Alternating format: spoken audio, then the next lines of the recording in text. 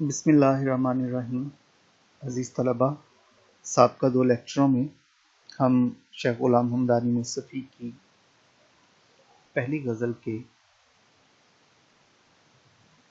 6 اشعار کی تشریح دیکھ چکے ہیں۔ آج کے لیکچر میں ہم آخری 2 اشعار کی تشریح کرنے کی کوشش کریں گے۔ 7واں شعر اس غزل کا ہے: یاران گرم رو تو سب آگے نکل گئے، ان سے میں ننگے قافلہ پیچھے کہیں رہا۔ یاران، یار کی جمع، دوست کی جمع، فارسی میں الف نون لگا کر بھی جمع بنائی جاتی ہے۔ اس قاعدے سے یاران کی جمع آپ یار کی جمع آپ یاران دیکھیں گے، اور اقبال کی غزلوں میں خدا کی جمع آپ خدایان دیکھیں گے، اور اسی طرح دیوانہ کی جمع دیوانگان دیکھیں گے۔ اپنے اس کورس میں تیز رو یا گرم رو، تیز چلنے والے۔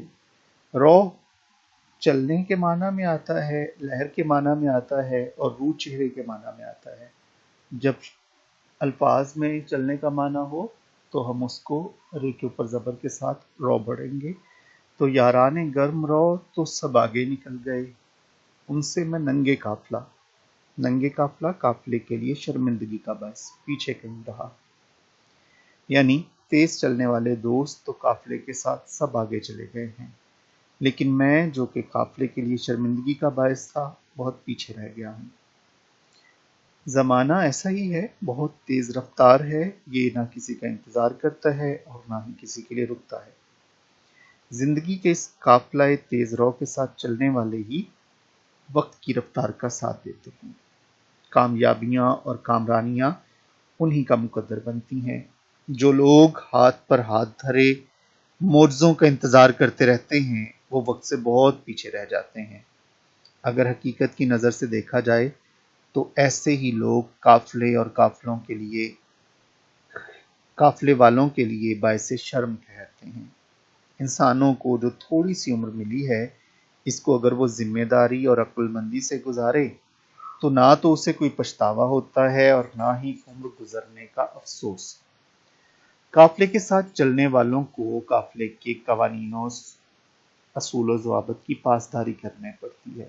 زندگی کا قافلہ بھی ایسا ہی ہے، اس میں بھی جو لوگ آگے گزر جاتے ہیں وہ پیچھے مڑ کر نہیں دیکھتے، اور پیچھے رہ جانے والوں کے پاس سوائے پچھتاوے کے کچھ نہیں رہ جاتا۔ مولانا حالی نے اسی مضمون کو بڑے خوبصورت انداز میں بیان کیا۔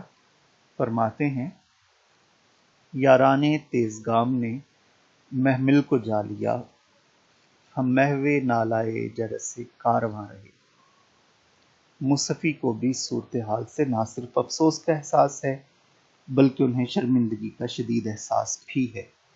فرماتے ہیں کہ میرے تیز رفتار ساتھی تو قافلے کے ساتھ بہت آگے نکل گئے ہیں، لیکن میں اپنی سستی اور کوتاہی کی وجہ سے بہت پیچھے رہ گیا ہوں، اور اس طرح پورے قافلے کے لیے شرمندگی کا باعث بن گیا ہوں۔ رضا مثبت ترک کا شعر ہے: دوست جلدی میں تھے سارے اور مجھے اپنی آہستہ روی پر ناز تھا۔ تو جو لوگ اپنی آہستہ روی پر ناز کرتے ہیں یا قافلے سے پیچھے رہ جاتے ہیں، ان کی مثال ایسے ہی ہے کہ جیسے آپ لوگ میٹرک پاس کر کے اسکول میں سے کالج میں آ گئے، اور جو لوگ ان امتحانات کو پاس نہ کر سکے وہ کہیں پیچھے رہ گئے اور شرمندہ ہوتے ہیں کہ ہم کالج کی پڑھائی میں شامل نہ ہو سکے۔ غزل کا آخری شعر جس میں مصطفی اپنے تخلص کو استعمال کرتے ہیں، یعنی مقطع، اس شعر پر غزل ختم ہوتی ہے۔ وہ شعر ہے: رکھوں میں روک کیوں کہ دل اپنے کو مصطفی، رکھوں میں روک کیوں کہ دل اپنے کو مصطفی، میرے کہے میں اب تو میرا دل نہیں رہا۔ کیونکہ کس طرح؟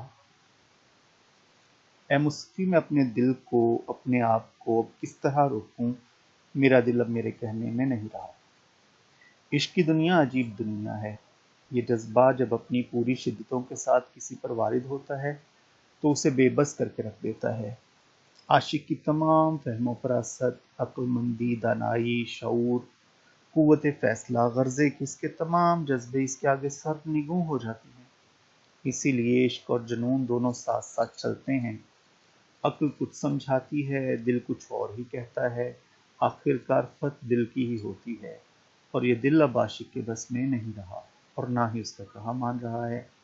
وہ اپنی منمانیاں کرتا ہے اور عاشق سے جو کچھ چاہتا ہے وہ کراتا ہے، اور وہ کچھ کروا لیتا ہے جو کوئی ذی ہوش انسان کبھی کرنے پر آمادہ نہ ہو۔ بقول خواجہ میر درد، کبھو ہنسنا کبھو رونا، کبھو حیران ہو رہنا، کبھو ہنسنا کبھو رونا، کبھو حیران ہو رہنا، محبت بھی بھلے چنگے کو دیوانہ بناتی ہے۔